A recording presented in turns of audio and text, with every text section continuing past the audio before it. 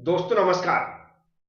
आज हम लोग सब्जेक्ट थर्मोडायनेमिक्स के अंदर समझेंगे थर्मोडायनेमिक्स का थर्ड लॉ। इंपॉर्टेंट टॉपिक है, थ्योरी एग्जाम में बार बार पूछा जाता है।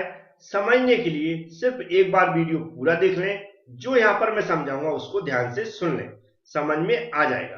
क्योंकि हमारी कोशिश रहती है जिस भी टॉपिक को मैं समझाऊं उसको इस तरह पॉइंट टू पॉइंट समझाऊं कि आपको समझ में भी आ जाए और थ्योरी एग्जाम में एक्सप्लेन करने में आसानी हो। तो चलते हैं, स्टार्ट करते हैं। थर्मोडायनेमिक्स के थर्ड लॉ के अनुसार यह इन्होंने बताया है कि कोई भी सब्सटेंस या कोई भी पदार्थ है जो उसकी एंट्रोपी होती है वह जीरो एब्सोल्यूट टेम्परेचर पर कैसी होती है, जीरो होती है। समझ में आया? थर्ड लॉ ऑफ थर्मोडायनेमिक्स के अनुसार किसी सब्सटेंस की जो एंट्रोपी होती है वह जीरो एब्सोल्यूट टेम्परेचर पर कैसी होती है, जीरो होती है। ये इन्होंने बताया है। लेकिन यहां पर दिमाग में क्वेश्चन आता है कि जो हमारी जीरो एब्सोल्यूट टेम्परेचर क्या होता है और एंट्रोपी क्या होती है, या जीरो एंट्रोपी क्या होती है। तो इसको समझना जरूरी है। थ्योरी एग्जाम में आपको नॉर्मली जैसा स्टेटमेंट लिखा है सामने ऐसा ही लिखना है। इसके बाद एक फॉर्मूला लिखना है जो मैं आगे बताऊंगा, और इसकी इंपॉर्टेंस लिखना है वो भी मैं आगे बताने वाला हूं। अभी सबसे पहले हम समझेंगे जीरो एब्सोल्यूट टेम्परेचर क्या होता है और जीरो एंट्रोपी क्या होती है। ध्यान से सुनना है। कोई सब्सटेंस है और वह सॉलिड है। यदि हम उसको रूम टेम्परेचर पर या रूम टेम्परेचर से अधिक टेम्परेचर पर रख देते हैं, रूम टेम्परेचर बोले या जो हमारा जो नॉर्मल टेम्परेचर होता है इस पर रख देते हैं, तो नॉर्मली हम देखते हैं कुछ ना कुछ तो टेम्परेचर होगा वहां पर।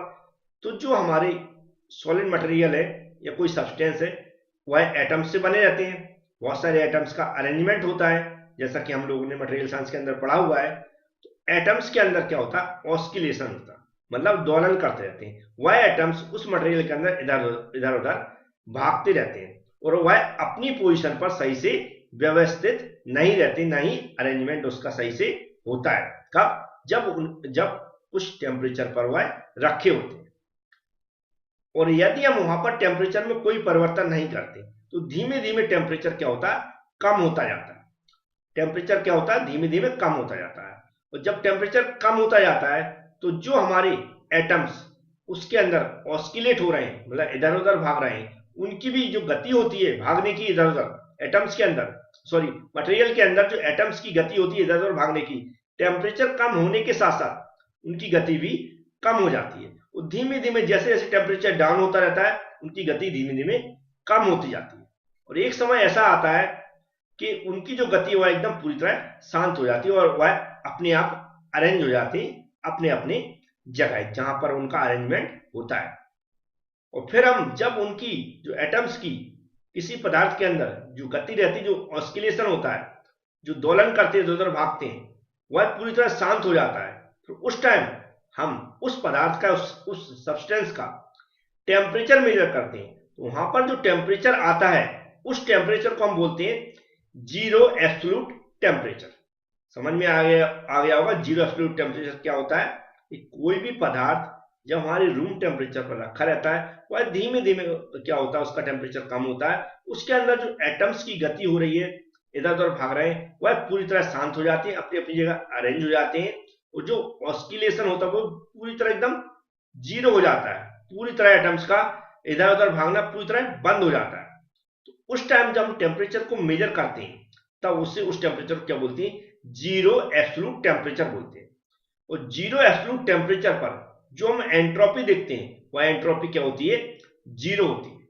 अब जीरो एंट्रोपी क्यों होती है? क्योंकि एंट्रोपी की जो डेफिनेशन होती है उसके अकॉर्डिंग हम जानते हैं यह किसी सब्सटेंस के अंदर जो उसकी रैंडमनेस होती है, मतलब जो हम उसके अंदर जो एटम्स होते हैं उनके अरेंजमेंट के अकॉर्डिंग हम लोग डिफाइन करते हैं। जितना अच्छा अरेंजमेंट होगा, जितनी अच्छी तरह व्यवस्थित होंगे एटम्स, उसकी जो एंट्रोपी होगी वह कम होगी।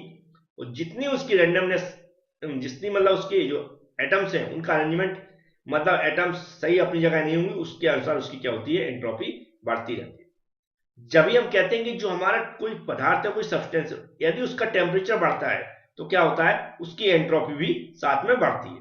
मतलब हीट सप्लाई होने के साथ साथ टेम्परेचर बढ़ता है तो हमारी एंट्रोपी भी किसी सब्सटेंस की बढ़ती रहती है, क्योंकि जो एटम्स का अरेंजमेंट है वह क्या होता है, हमारा सही नहीं होता। क्योंकि टेम्परेचर बढ़ेगा तो एटम्स क्या होंगे, अपनी पोजीशन से हटके इधर उधर भागते हैं, ऑस्किलेट होते हैं, मतलब उसके अंदर दोलन होता रहता है, इधर उधर भागते रहते हैं, तो उसकी एंट्रोपी बढ़ती रहती है। इसीलिए क्या होता है, जो सॉलिड मटेरियल होता है उसकी एंट्रोपी बहुत कम होती है, और जो हमारा लिक्विड होता है उसकी एंट्रोपी थोड़ी ज्यादा होती है। जो गैस रहती है उसकी एंट्रोपी और ज्यादा होती है, क्योंकि इसके अंदर, सॉलिड के अंदर जो एटम्स का अरेंजमेंट रहता है एकदम प्रॉपर रहता है। लिक्विड के अंदर थोड़ा सा कम रहता है, इधर उधर एटम्स भागते रहते हैं। गैस के अंदर तो और उनके बॉन्ड टूट जाते हैं, तो और इधर उधर एटम्स भागते हैं, तो उसकी एंट्रोपी और ज्यादा हो जाती है। तो जैसा क्या होता है, जो हमने जीरो एब्सोल्यूट टेम्परेचर जहां पर मेजर किया था, वहां पर क्या मेजर किया था मैंने, कि जो हमारे एटम्स है उनका जो मोशन हो रहा है, गति हो रही है हमारे पदार्थ के अंदर, वह कैसी हो गई, बिल्कुल जीरो हो गई है। मतलब बिल्कुल इधर उधर नहीं जा रहा है, अपनी पोजीशन पे एकदम फिक्स हो गए। तो वहां पर जो टेम्परेचर मेजर किया था, जीरो एब्सोल्यूट टेम्परेचर था। अब हम जा रहे हैं, जैसे हमने बताया कि अरेंजमेंट के अकॉर्डिंग एंट्रोपी को डिफाइन किया था, तो वहां पर अरेंजमेंट एकदम प्रॉपर हो गया, उनमें कोई भी गति नहीं हो रही है एटम्स में, इसलिए वहां पर जो एंट्रोपी होगी क्या होगी, जीरो होगी। आप दोनों चीजें समझ गए होंगे, एंट्रोपी जीरो क्या होती है, एंट्रोपी क्या होती है, और जीरो एब्सोल्यूट टेम्परेचर क्या होता है। उम्मीद है समझ में आ गया होगा। अब चलते इसका फॉर्मूला है उसको समझ लेते हैं। तो जो एंट्रोपी में परिवर्तन उसको हम कैसे डिनोट करते हैं, डेल एस से, ऐसा इक्वल जो इसका फॉर्मूला होता है वह होता है ऐसा, इंटीग्रेशन और जीरो टू टेम्परेचर, मतलब जीरो से टेम्परेचर परिवर्तन, फिर होता है ऊपर सीपी होता है, बटे में टी होता है, और यहां पर हम क्या लिखते हैं, डी टी। इस तरह का ये फॉर्मूला होता है। ये क्या होता है, किसी भी सॉलिड जो हमारा मटेरियल है उस पर जो टी टेम्परेचर पर हम क्या कर सकते हैं, उसकी एंट्रोपी कैलकुलेट कर सकते हैं इस फॉर्मूले से। अब यहां पर मैं कैलकुलेशन कैसे करते हैं इतना नहीं समझा रहा हूं, सिर्फ फॉर्मूला हमें लिखकर आना कहां पर, जो भी हम थ्योरी एग्जाम में समझाएंगे तो इतना आपको लिखकर आना है। ये है एंट्रोपी में परिवर्तन, ये लिमिट हो गई टेम्परेचर जीरो से टी टेम्परेचर जहां तक होगी। सीपी क्या है, specific heat at constant pressure, और ये टेम्परेचर में परिवर्तन हो गया। ये क्या हो गया, हमारा टेम्परेचर हो गया। तो उम्मीद है इसको आप समझा पाएंगे। अब यहां पर कुछ इसकी इंपॉर्टेंस है, कहां पर इसका उपयोग किया जा सकता है, तो इनको भी थ्योरी एग्जाम में लिख कर आएंगे तो थोड़ा सा आपको एक्सप्लेन करने में आसानी होगी, तो थोड़ा सा बड़ा लगेगा आंसर। तो यहाँ पर जो पहला जो हम एक लगा कि इसकी क्या है, तो ये थर्मोडायनेमिक्स हमारी प्रॉपर्टीज होती हैं उनको कैलकुलेट करने में यह क्या करता है, हेल्प करता है। सेकंड क्या होता है, जो भी हमारे बॉन्ड होते हैं, जो भी हमारे केमिकली बॉन्ड होते हैं उनको मेजरिंग करने में भी ये हेल्प करता है। और इसको क्या जो हमारा नरस्ट थ्योरम के भी नाम से भी, इसको प्रमेय के नाम से भी जाना जाता है। नेक्स्ट क्या होता है, जो हमारा सॉलिड बॉडी होती है, कोई भी सॉलिड मटेरियल है, उसके अंदर जो एटम्स का बिहेवियर है लो टेम्परेचर पर, उसको भी एक्सप्लेन करने में इससे आसानी होती है। नेक्स्ट क्या होता है, ये हेल्प करता है जो हमारे केमिकल के अंदर या जो हमारे फेज बनते हैं, आपने मटेरियल साइंस के अंदर पढ़ा होगा, उनको भी क्या करता है, एनालिसिस करने में क्या होता है, इससे हेल्प मिलती है। तो ये हमारा थर्ड लॉ था। उम्मीद है आपको लिखने में आसानी होगी, समझ में भी आया। Thank you, friends.